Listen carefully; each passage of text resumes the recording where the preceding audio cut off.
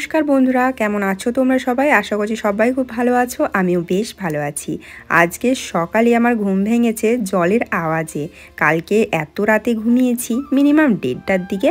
তো তখন থেকে ঘুমিয়ে এখন বাজে 7টা। এখন কি আর ঘুমে পোষায় বলো তো? তো জলের আওয়াজ পেয়ে ভাবলাম না, উঠে পড়ি, নইলে জল চলে গেলে আমার আবার কাজগুলো তো করাই হবে না। তবে আমার যে একটা বড় হওদা আছে, সেটার নলটা আমি সবসময় খুলেই রাখি। কারণ দেখো, কবে ঘুম ভাঙবে না সেটা তো আর জানা নেই। যদি ঘুম না ভাঙে তাহলে আর কি কলের জলটা এমনিতেই ভর্তি হয়ে যাবে পড়ে পড়ে। আর আমি ঘুম থেকে উঠে গেলে তো আর কি ঠিকঠাকই হয়ে যায় সব কিছু। তা সেই হওদার জলটা যদি আমি কাজে ব্যবহার করে দিই, পরবর্তীতে আমাদের স্নানের জলে একটু প্রবলেম হয়, যার কারণে আমি সকালে একটু উঠে কাজবাজ করার চেষ্টা করি। ঘর দুয়ার ভালোভাবে ঝাড়ু দিয়ে নিয়ে উঠোনটা ঝাড়ু দিতে এসেছিলাম, তখন দুধ দিতে এসেছিল। এখন বেশ সকাল সকাল দুধ দিয়ে চলে যাচ্ছে। আসলে কি বলতো, এইদিকেও গরম পড়ে গেছে, আর গরমকালে কিন্তু মানুষজন একটু তাড়াতাড়ি উঠে যায় সকালবেলা দিকে, কিন্তু শীতকালে আঁটিসুটি হয়ে বসে থাকে ঘরের ভেতরে, বাইরে বেরোতে মনই হয় না। দুধটা নিয়ে নিলাম, তারপরে আবার চলে এসেছি উঠোনটা ঝাড়ু দিতে, কারণ দুধ নিতে গিয়ে আমার উঠোনটা ঝাড়ু দেওয়া হয়নি, বাকি রেখে গিয়েছিলাম। উঠোনটা ঝাড়ু দিয়ে এসে সোজা চলে এসেছি বাসনপত্র ধুতে। এই ক্ষেত্রে তোমাদেরকে একটা কথা বলি, আমি যে থাম্বনেলে লিখেছি সেই জিনিসটা কিন্তু অবশ্যই তোমাদেরকে আমি এই ভিডিওতেই বলবো। তোমরা কিন্তু ভিডিও একদমই স্কিপ করো না, তাহলে সব কিছু জানতে পারবে।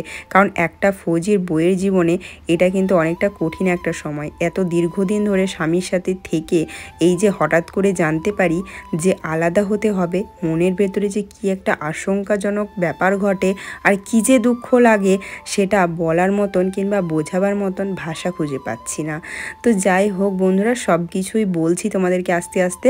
আর এইরকম সম্মুখীন কারা হয়েছে অবশ্যই কিন্তু আমাকে বলবে, কারণ আমার তো এটা ফার্স্ট কোয়ার্টারে আসা।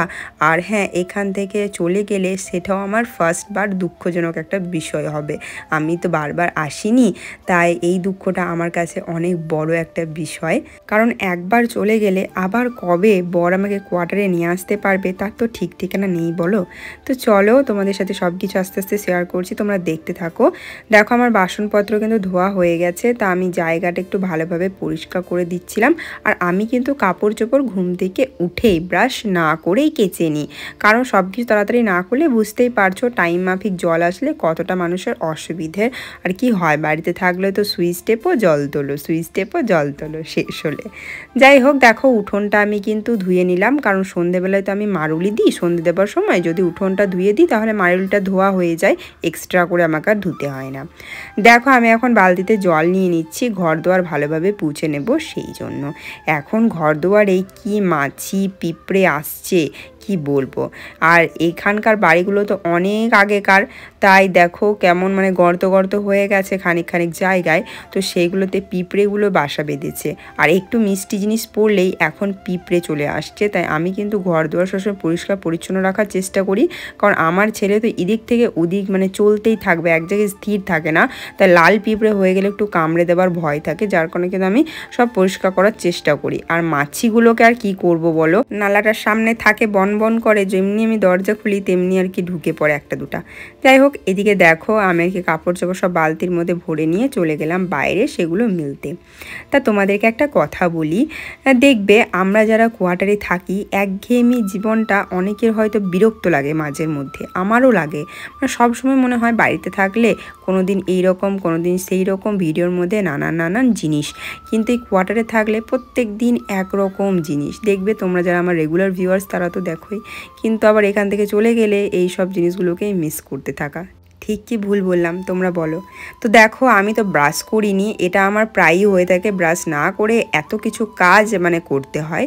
তো এখন সমস্ত কাজ আমার হয়ে গেছে, শুধু সকালের ব্রেকফাস্টটা বানানো আছে। তার আগে ভাবলাম চলো ব্রাশটা করি। তো ব্রাশ করে নিয়ে সোজা চলে এসেছিলাম রান্নাঘরে, দুধগুলোকে এখন ভাগ করছি। এই যে একটা বাটিতে নিয়ে নিলাম, এই বাটিটাতে এবার অর্ধেক জল মেশাবো অর্ধেক দুধ। জল দুধ করে খাওয়ালে বাচ্চার একটু গ্যাস কম হয়, ঠিক আছে, তো সেই জন্য। আর এদিকে আমি চিড়ে আর খেজুরটা ভিজিয়ে রাখছি, চিড়ে খেজুরের পায়েস করব সকালের দিকে। যেদিন আমি খেজুর দিই সেদিন কলা দিই না, আর যেদিন মানে কলা দিই সেদিন খেজুর দিই না, ঠিক আছে। মানে দুটোই মিষ্টি জিনিস, তো মানে এক্সট্রা করে খাবারে দিলে মিষ্টতা থাকবে, ও খেতে ভালোবাসবে। আমি কিন্তু তোজোকে এখনও পর্যন্ত চিনি বা কোনো রকম মিষ্টি জাতীয় কোনো জিনিস ব্যবহার করি না। এই ফল ফ্রুটেই যা মিষ্টি হয় সেটাই ও খায়। ও মিষ্টি জাতীয় কোনো খাবারের সাথে এখনও কিন্তু পরিচিত নয়, ঠিক আছে। তো এই যে দেখো আমি এখন ব্রেকফাস্ট করে নিচ্ছি। এদিকে তোজোর জন্য আজকে ডালিয়ার খিচুড়ি বানাবো। তো মানে ঘিটা দিয়ে তার মধ্যে একটু জিরে আর একটা গোটা গোলমরিচ দিয়ে তার মধ্যে আর কি সবজিগুলো দিয়ে নুন হলুদ ছড়িয়ে একটু কষিয়ে নিয়ে জল দিয়ে দিলাম। তো ওইদিকে আমার ব্রেকফাস্টও রেডি হয়ে গেছে। তোমার দাদাভাই খেয়ে কিন্তু মানে কাজে গেছে। আর এখন আমি চলে এসেছি তোজোকে মানে কোলে নিতে, কারণ তোজো ঘুম থেকে উঠলে ওর মাকে দরকার। ও ঘুম থেকে উঠে পড়েছে, ওর বাবা চলে গেলে ও ঘুম থেকে উঠে পড়ে। আর এই যে দেখো আমি এখন একটু মানে স্নান করে চলে এসেছি, তো ক্রিমও মাখতে পারিনি, ঠাকুরকে ধূপ জল করেছি, তারপরে তোজো উঠে গেছে। তো এদিকে আমি আর কি ক্রিমটাকে কোলে নিয়ে মেখে নিলাম। আর এদিকে এসেছি বিছানাটা গোছাতে। এত দেরি করে আজকে ঘুম থেকে উঠেছে, একবারে ডাইরেক্ট চিড়ের পায়েসটাই খাওয়াবো। আমি যেন দুধ গরম করে রেখেছিলাম, কিন্তু ও তো টাইম মাফিক ওঠেনি। 9:30 10টার দিকে আমি কিন্তু ওকে ব্রেকফাস্টটা করানোর চেষ্টা করি। অন্যদিন 9টার সময় ঘুম থেকে উঠে যায়, তো মানে গরুর দুধটা খাওয়াই, তারপরে 9:30 10টার দিকে ও আর কি এই মানে মানে ভারী খাবার খেয়ে নেয়। মাঝখানে ওকে আমি তেল মালিশ করে দিই আধা ঘন্টার মধ্যে। তো যাই হোক, এদিকে দেখো বিছানাপত্র গুছিয়ে তোজোকে খাইয়ে দাইয়ে আমি চলে এসেছি এখন সবজিগুলো কেটে নিতে। আমার জামা কাপড়ে হিসু করে দিয়েছে, যার কারণে আমাকে জামাটা ছাড়তে হয়েছে। দেখো আমি এখন সবজি পাতিগুলো কেটে নিচ্ছি। আজকে বাঁধাকপির তরকারি করব আর টমেটোর টক, তো সেটাই আর কি আমি কেটে নিচ্ছি। দেখো আমার কিন্তু জামা কাপড় চেঞ্জ হতেই থাকে আমার ভিডিওর মধ্যে, ভেবো না অন্য অন্য দিনের ভিডিও, কারণ বাচ্চা আছে, কোলে নিতে হয়, খাবার খাওয়াতে হয়, হিসু করে দেয়। কী করবো বলো, আমি হিসু জামাটা তো পরে থাকতে পারি না। তো আবার জামা ছাড়তে হয়েছিল। দেখো পরপর কতগুলো জামা ছাড়ি, আমি 4 রকমের জামা পরে চলে এলাম, দেখলে তো। তো এই যে দেখো আমার ছেলে এখন খেলা করছে, ওকে তেল মালিশ করে দিয়েছি, খাইয়ে দিয়েছি, তো খেলা করছিল।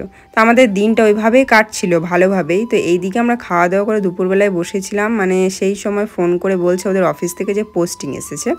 তো সেই ক্ষেত্রে ও আর কি সার্চ করছে। এবারে এত এত লিস্টের মধ্যে নাম সার্চ করলেও আসছে না, খুঁজতে হবে। প্রায় মিনিমাম 400 জনের লিস্ট, মানে কি বলবো, খুঁজছে। আর এদিকে আমার অবস্থা দেখো, মানে যা তা অবস্থা, একদম টেনশনে পড়ে গেছি, কাঁদো কাঁদো অবস্থা। আর পোস্টিং এলে তো আমাদেরকে পরের দিনই কোয়ার্টার ছেড়ে বেরিয়ে যেতে হবে, বাড়ির দিকে রওনা দিতে হবে। তো খুবই মন খারাপ লাগছিলো। এবারে বর 400 জন মানে খোঁজা বিশাল ব্যাপার। তো সাথে সাথে গেছিলো অফিসে, এখনও আসেনি। আমার প্রচণ্ড মন খারাপ হয়ে আছে যে কি হবে কি না। এদিকে আমার প্রচণ্ড মন খারাপ লাগছিলো, এতদিন ধরে থাকলাম, আরও যদি মানে 1 বছর এরকম থাকা যেত তাহলে খুবই ভালো হতো, কারণ এইখানে অনেক কিছু সুবিধাপ্রাপ্ত, খাওয়া দাওয়ার দিক দিয়ে, ছোট বাচ্চার পরিবেশ যেটা দরকার সেটা ভালো। যাই হোক এখনও জানতে পারিনি কোনো কিছুই। আর এদিকে বর আর কি চলে এসেছিলো, তারপর খাইয়ে দিয়ে মানে আর কি বসেই ছিলাম, মন খারাপ লাগছিলো। এখন সঠিক কোনো কিছু জানা যায়নি যে পোস্টিং এসেছে কি না। আর রাতের বেলায় তোজো দেখো ছোটোবেলাকার যে দোলনাটা ছিল সেটা নিয়ে খেলা করছে এখন। তো বন্ধুরা ওরা ওই রুমে আছে, আমার মানে একটু ভালো লাগছে না, বরের সামনে কান্না করলে তো ও মন খারাপ করবে। তা আমি আর কি এই রুমে বসে আছি, ভিডিওটা করছি। তো হচ্ছে যে কেন জানি না তো মন খারাপ হচ্ছে। এমনি কাছাকাছি থাকলে সবাই ঝগড়া ঝাঁটি, হ্যাঁ আমি চলে যাচ্ছি তুমি বাড়ি চলে যাও, মানে কত কিছু। কিন্তু এই পোস্টিং যেমনি বলে দিয়েছে, মানে বুকের ভেতরে একটা কীরকম হচ্ছিল, বলে বোঝাতে পারবো না। তো যাই হোক, এবারে পোস্টিং এসেছে কি আসেনি সেটা এখনও কনফার্ম নয়, বাট লিস্ট বেরিয়েছে। এবারে ওর নাম আছে কিনা জানা নেই, নাম এলে অনেকের আসবে, এখানে যতগুলো ছিল এরা যে ব্যাচে পেয়েছে মানে সকলেরই আসবে। হ্যাঁ আমাদের এই কোয়ার্টারটা পুরো খালি হয়ে যাবে। যাই হোক দেখি যে কি বলছে না বলছে, কনফার্ম কালকে জানা যাবে। তো অবশ্যই কিন্তু আমি তোমাদেরকে বলবো, ঠিক আছে। আমি আমার বরকে ছেড়ে যেতে চাই না, তো একটু প্রে করো তোমরা ভগবানের কাছে যেন না আসে। আমি তো মন থেকে এটাই চাইছি। আমি মানে খুবই খারাপ লাগছে জানো তো, কি বলবো। এই সময়টা খুবই ভালো, তাই খুব মজা করো, প্রত্যেকটা মুহূর্ত বরের সাথে ভালোভাবে কাটাও। যে সমস্ত ফৌজির বোরা আর কি বরের কাছে আছে তাদেরকে বলছি। চলো দেখা হবে নেক্সট ভিডিওতে, সবাই ভালো থেকো, টাটা।